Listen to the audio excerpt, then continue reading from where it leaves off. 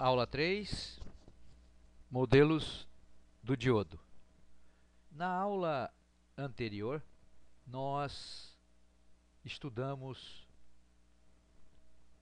a junção PN, nós estudamos a polarização direta e reversa da junção PN, a aplicação básica da junção PN, que é o diodo de junção,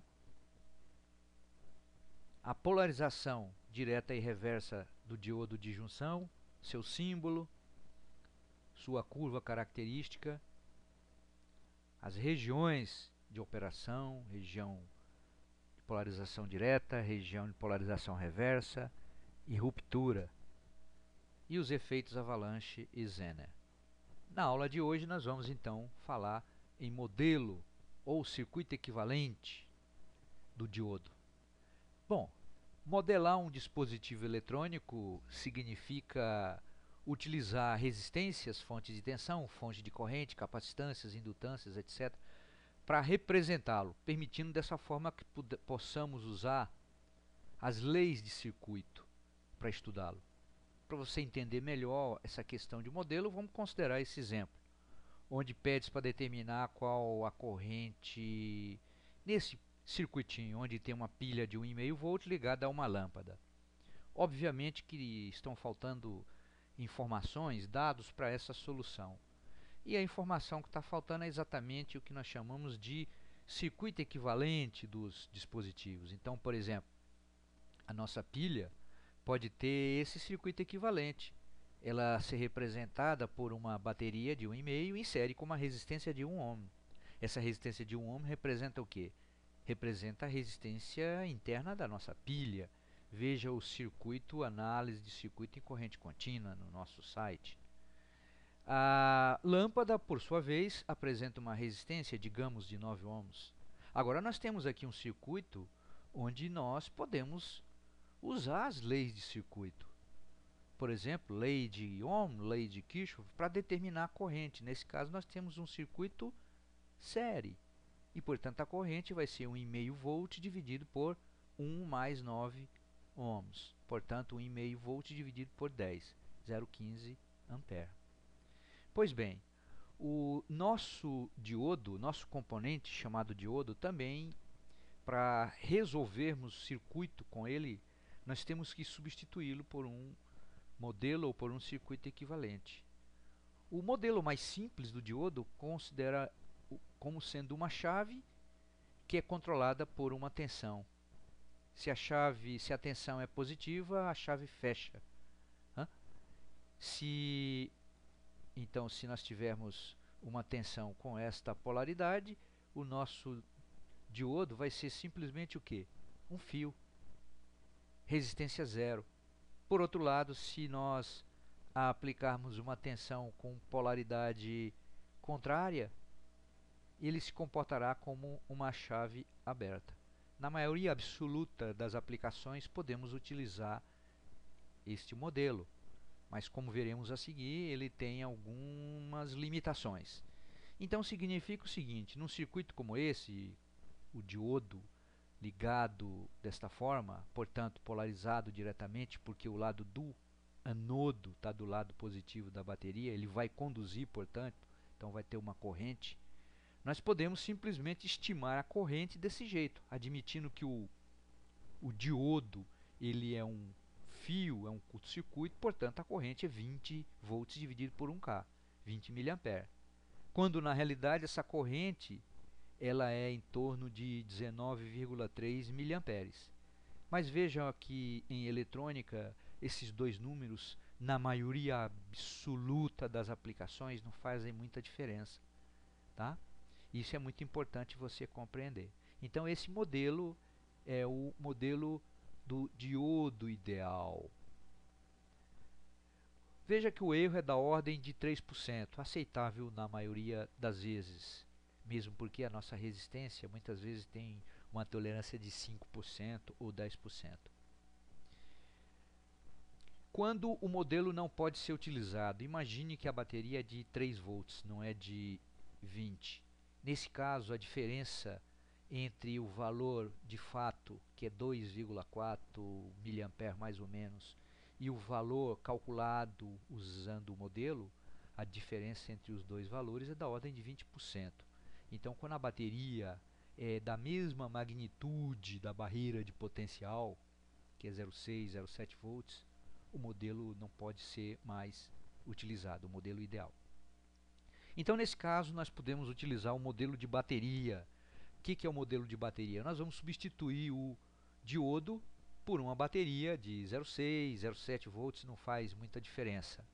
Então vejam que, neste caso, se nós utilizarmos o modelo de bateria, a corrente, como que é calculada? É 3 menos 0,6 dividido por 1K. Isso dá 2,4 mA. Qual é que é o valor correto da corrente? 2,398 mA. Dá um erro também aqui de em torno de 3%. Perfeitamente aceitável. Aqui a curva característica, né, para esse tipo de modelo, significando que para V aplicado menor que 0,6 o diodo não conduz, e para V maior que 0,6 o dispositivo se comporta como uma bateria de 0,6 volts. Vamos melhorar o modelo. Vamos considerar uma resistência ligada em série com a bateria, isto é, nós vamos admitir uma linearização por dois trechos de reta.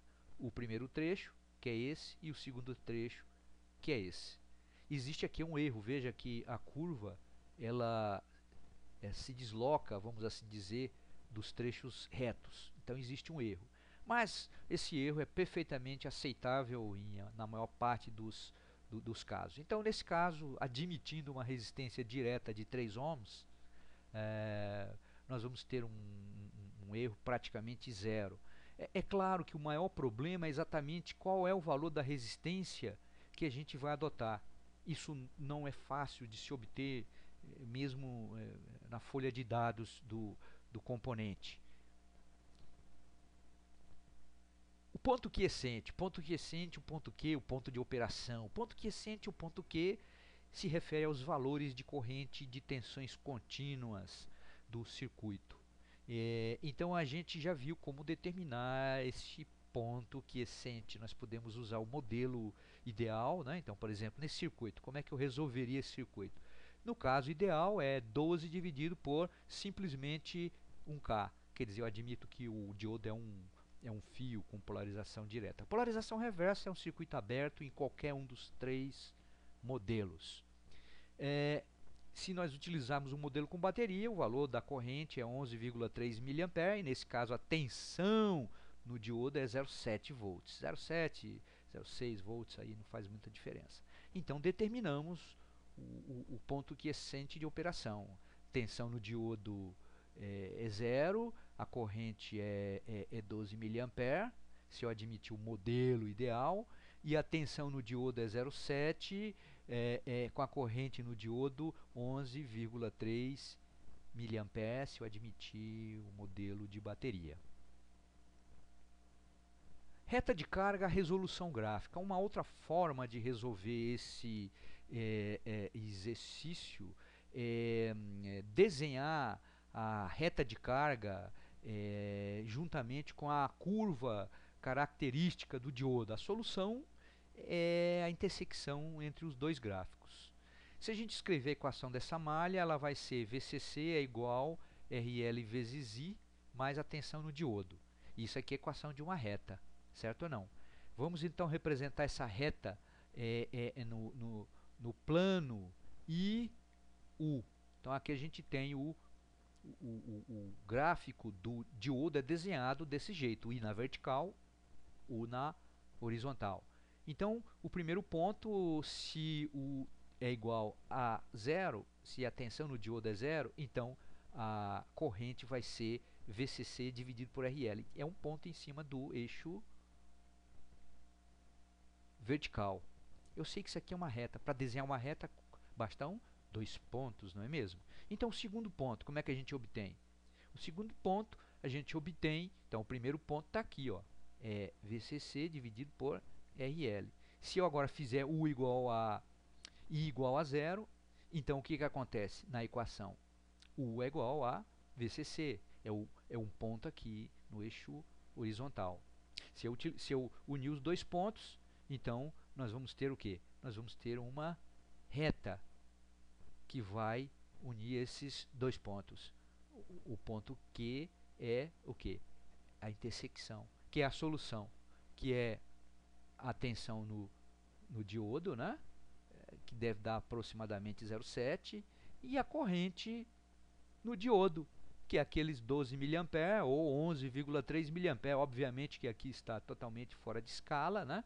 Mas se eu dispuser do gráfico do diodo, da curva característica do diodo, eu desenho essa reta no mesmo gráfico, a intersecção me dá a solução.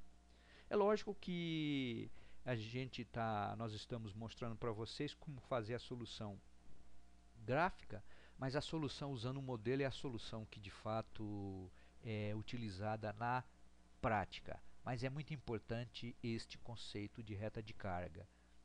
Por hoje nós terminamos. Na próxima aula, então, nós vamos ver mais aplicações do